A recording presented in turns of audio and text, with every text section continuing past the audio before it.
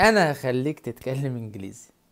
عايز تتكلم انجليزي؟ لو انا طلعت لك في الفيديو ده يبقى انت كده عاوز تتكلم انجليزي، وهخليك تتكلم انجليزي. ركز معايا كده، مفيش اسهل من كده. لما تيجي تقول انا كنت بلعب، انا كنت باكل، انا كنت، انت كنت فين؟ ده انا كنت هناك، ده انا كنت بلعب، كنت رايح، كنت. كلمة بقى كنت بمنتهى البساطة كده، انا I was مثلا كنت باكل I was eat غلط eating. خلي بالك I was eating كنت ايه؟ باكل. وما تقولش eat بس eating.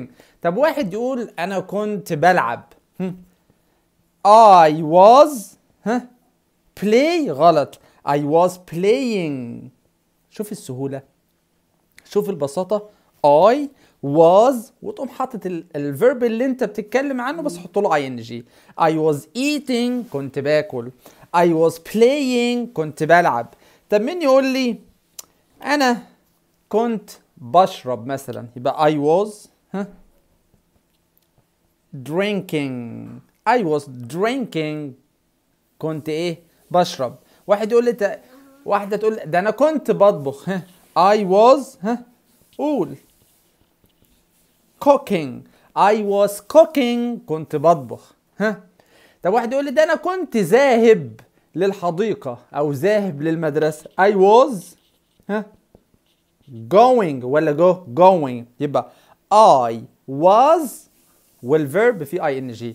I was going كنت ذاهب. طب قول لي بقى انا كنت نايم، كنت نايم. I was sleeping.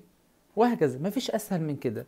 لما تيجي تقول انا كنت كذا، I was واللي انت كنت بشتري I was buying, I was having, I was cooking, I was drinking. Whatever you wanna say in English. English is easy. تمام. ازود حته صغيره بس معلش. لما اجي اقول بقى انا ما كنتش باكل، ما كنتش نايم، هتحط بس هنا اهو، هنا اهو كده اهو، بعد was تقوم حاطط not.